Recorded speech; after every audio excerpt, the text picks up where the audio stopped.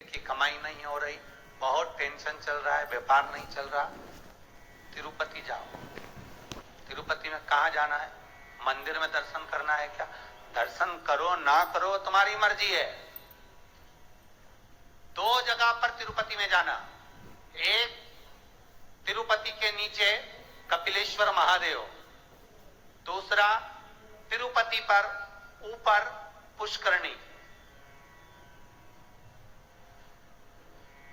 कपिलेश्वर महादेव के मंदिर के पीछे के भाग में जो कुंड है उसका जल, ऊपर जो पुष्करणी है उसका जल।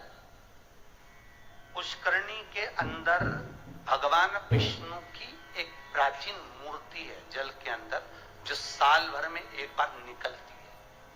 आप लोगों ने कई बार दर्शन भी करे। साल में एक बार भगवान तिरुपति नाथ की, वेंकटेश भगवान की मूर्ति उस पुष्करणी से निकलती है जब पानी कम होता है। तो पुष्करणी की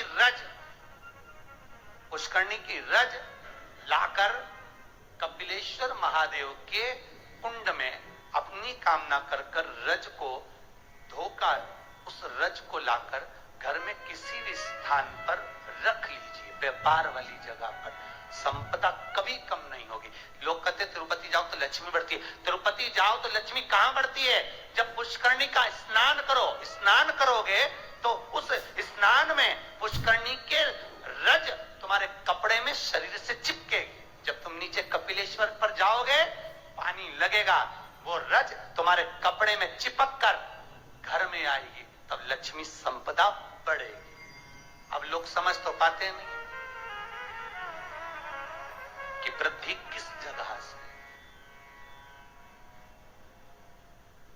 स्कंद पुराण में पुष्करणी का, कपिलेश्वर का महत्व जो वर्णन किया गया है उसको अवश्य सुनिए। और अगर आप लोग पढ़ नहीं सकते तो मुंबई में जो महेश्वरी समाज ने स्कंद पुराण कराई थी 2 अधिक मास पहले, वो 1 अधिक मास पहले, तो उसका स्मरण मुंबई की महेश्वरी समाज अंधेरी की स्कंद पुराण हमारे चैनल पर पड़ी होगी, आप उसको सुनना निकाल। अगर आप पढ़ नहीं सकते स्कंद पुराण तो उसको सुनो, उसमें भी हमने व्याख्यान वर्णन किया उस पुष्करणी का, कि मिट्टी का, मृदा का क्या क्या महत्व है, उस मृदा का क्या महत्व है, उसका वर्णन शास्त्र करता। तो यहां पर शिव महापुराण कर रही है, शिलाद भगवान का भजन करने वाला नंदीश्वर का जो भाव प्रकट करा है, ये नंदी कोई साधारण सा नहीं है, नंदी शिव का उपासक है। भगवान शंकर ने जो उम्र कम दी है, भगवान शंकर ने जो शिलाद नामक मुनि को, ब्राह्मण को जो नंदी पुत्र दिया, उसकी उम्र कम रखने का कारण केवल इतना है कि ये भटकता है कि नहीं भटकता। भगवान दुख देता है ये देखने के लिए कि तुम कितना भटक रहे हो। भगवान तकलीफ देता है इसलिए कि तुम कितना भटक रहे हो। और आपको फिर निवेदन करेंगे, अशोक सुंदरी का स्थान कौन सा है? आपको पहले भी बताया, आज फिर बताते हैं। ये शिवलिंग, ये जलाधारी गोल, ठीक है। भगवान शंकर के 13 बच्चे हैं। कितने बच्चे हैं शिव जी के? 13। शंकर भगवान के 13 बच्चे सब शिवलिंग के आसपास में हैं। ये जलाधारी जहां पर शिवलिंग रखा है, ये पार्वती जी का हस्त कमल है। जहां से चरण पानी गिरता है बीच में से जाकर, जहां से जल चढ़ाओगे नीचे जाएगा, तो वो राइट भाग जो चरण है वो गणेश जी का स्थान है, लेफ्ट भाग का जो चरण है वो कार्तिकेय जी का स्थान है। बीच में एक मोटी सी लाइन होती है जहां से पानी गिरता है शिवलिंग के सामने, वो मोटी सी लाइन शंकर भगवान की सबसे छोटी लड़की अशोक सुंदरी का स्थान है। ऊपर से शिवलिंग के ऊपर जो एक एक बूंद पानी गिर रहा है, ये शंकर भगवान की 5 लड़कियां हैं, जया, विषहरा, शामलीबारी, दोतली और देव। ये शंकर जी की 5 लड़कियां शंकर जी के ऊपर एक एक बूंद पानी गिराती रहती हैं। 6 कार्तिकेय और 1 गणेश, 7 और 5 और 1 6, ऐसे मिला के 13 बच्चे मेरे भगवान भोलेनाथ के शंकर जी के शिवलिंग के आसपास ही रहते हैं, कहीं दूर नहीं जाते। शिवरात्रि के दिन हमको यही जानना है कि हमको काली तिल्ली कहां चढ़ाना है, इसलिए ऑनलाइन पूजन करा रहा है, इसलिए ऑनलाइन शिवरात्रि मना रहा है कि आप देख देख कर चढ़ाओ कि गलत ना चढ़ाइए, सही जगह पर चढ़ाओ। कई लोग कहते हैं हमने ये करा था उसका फल नहीं मिला। शिव पर अगर विश्वास है तो मिलेगा, शंकर देगा, करुणा सागर करुणा करेगा, बस थोड़ी सी परीक्षा जरूर लेगा, परीक्षा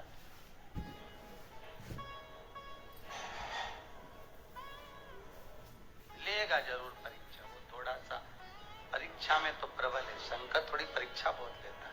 आप दूसरे देवता का व्रत कर लो, उपास कर लो, कथा सुन लो, कथा करवा लो, सब सरलता में हो जाएगी। भागवत कराओगे जल्दी सरलता में हो जाएगी, रामायण करवाओगे सरलता में हो जाएगी, गीता जी सरलता में, शिव पुराण कराना है तो बहुत थोड़ा कठिनता पड़ती है,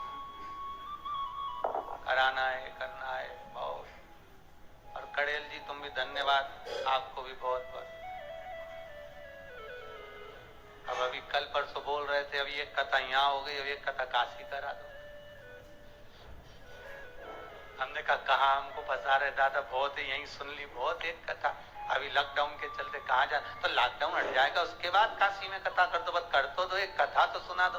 हमने कहा कथा काशी में कथा कर दे, मना नहीं, पर ज्यादा भीड़ इकट्ठी नहीं करेंगे, 25-50 लोग सुन लें काशी में कथा, तुम्हारे 25 लोग आएंगे ना, 25 लोग तुम्हारे आए, 25 हमारे, समझ लो बस 50 लोग बैठ कर काशी में विश्वनाथ की नगरी में कथा सुन ले, कर दे, कोई चिंता वाला विषय नहीं, पर समय अभी थोड़ा देख कर करेंगे, प्रयास करेंगे। शिव नवरात्रे का आपने बोला है, शिव नवरात्रे प्रयास करेंगे कड़े जी, अगर बाबा कृपा करेगा और विश्वनाथ को सुनना होगा तो प्रयास करेंगे।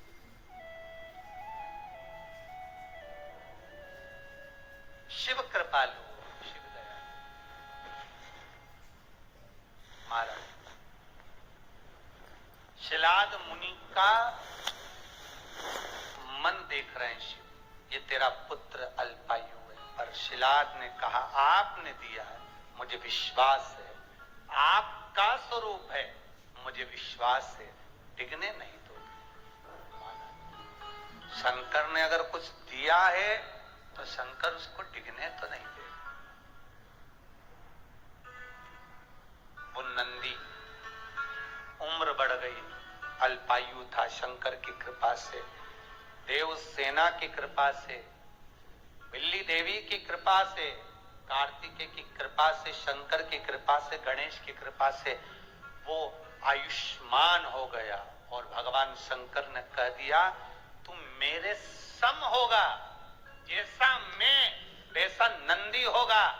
इसलिए कर्नाटक की कई भूमि पर शंकर भगवान का शिवलिंग मंदिर के बाहर होता है और नंदी मंदिर के अंदर होता है। कहां गए थे कथा करने? बिदर, कर्नाटक। हमने बिदर में देखा है कि बिदर कर्नाटक साइड में अपने यहाँ तो मंदिरों में शंकर जी का शिवलिंग अंदर होता है और नंदी बाहर होता है, पर बिदर कर्नाटक साइड हम लोग जब कथा करने के लिए गए विजयवाड़ा की ओर आगे, तो हमने वहां देखा कि वहां पर नंदी मंदिर के अंदर होता है, शंकर जी बाहर, शिवलिंग बाहर, नंदी अंदर। हमने पूछा ये कैसे हो गया? बिदर कर्नाटक वालों से, वहां भी एक सराफा वालों ने कथा कराई थी, तो हमने उनसे पूछा कि ये हो क्या गया मंदिर को, मंदिर का शंकर जी बाहर आ गए और नंदी अंदर पहुंच गया है, हुआ क्या है?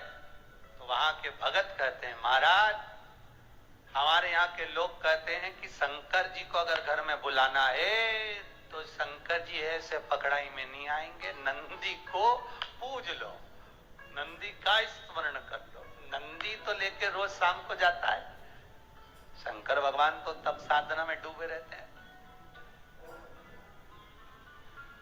भगवान शिव तो तब साधना में लगे रहते हैं, पार्वती जी उनकी सेवा में लगी रहती है, नंदी को मालूम रहता है कि कहां से जाता है, शंकर भगवान तो तब साधना में डूबे रहते हैं,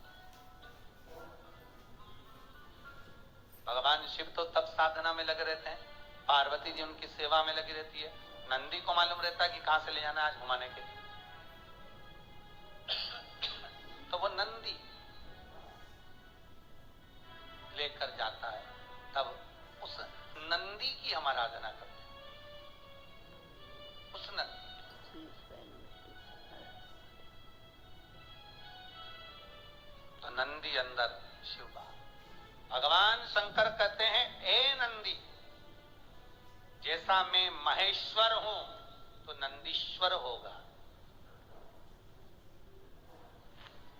शिलाद कहते हैं, शिलाद मुनि ने कहा, मेरे बेटे को मैंने इसलिए पाया है कि मेरे पूर्वजों को कुछ भाग मिल जाए, पितरों का तर्पण जल पिंड मिल जाए। इसको मैं आपकी सेवा में रखना चाहता हूं, इसको आप रख लो सेवा में, पर मना नहीं है, पर चिंता इतनी सी है कि नंदी का ब्याह कर दो।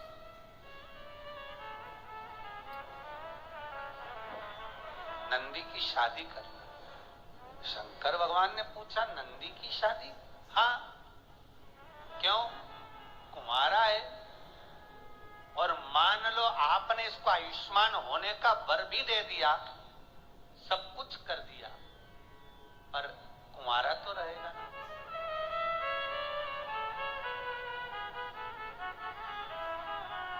फिर निवेदन करूंगा, कुंवारी अवस्था में मरने वाला व्यक्ति गर्भ से बाहर निकलकर जो बच्चा मर जाता है, 6 महीना, 8 महीना, 9 महीना, 10 महीना या जन्म लेने के बाद जो कुंवारी अवस्था में मर जाता है, श्राद्ध में चाहे तुम तर्पण कर लो, गया जी का पिंड कर लो, ब्रह्म कपाली कर लो, चाहे पूरी दुनिया के तीर्थ चले जाओ, ब्राह्मण को कितना भी भोजन करा लो, तर्पण करा लो, पिंडदान कर लो, पर जो कुंवारी अवस्था में मरता है उसको ना तो पिंड मिलता है, ना तर्पण मिलता है, ना जल मिलता है, ना उसकी मुक्ति होती है।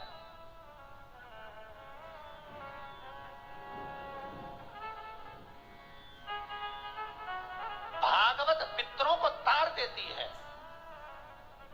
पितरों को मोक्ष देती है, भागवत तारती है। पर शिव महापुराण जो अधोगति में मर जाता है, कुंवारी अवस्था में मर जाता है, अधोगति में चला जाता है।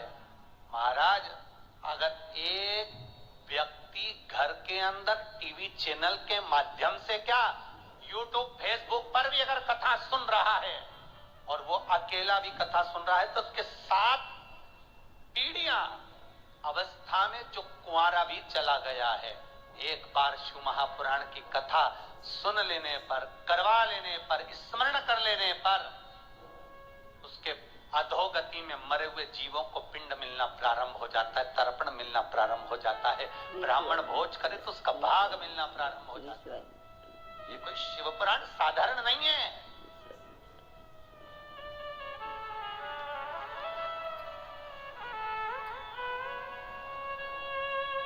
शिव महापुराण का महत्व पढ़िए।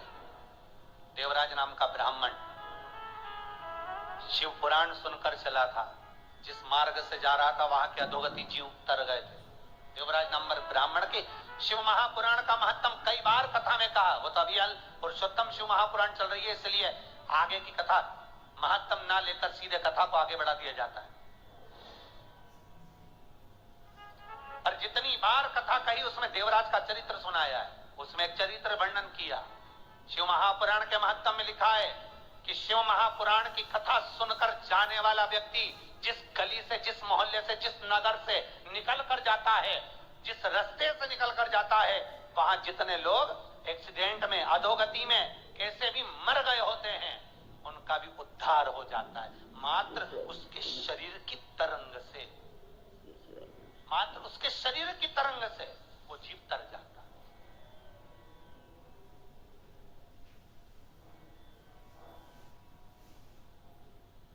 अधोगति से मुक्त हो जा।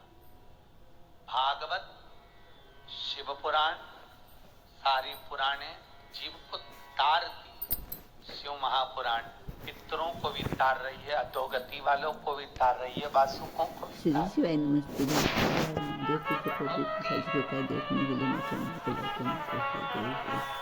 क्यों?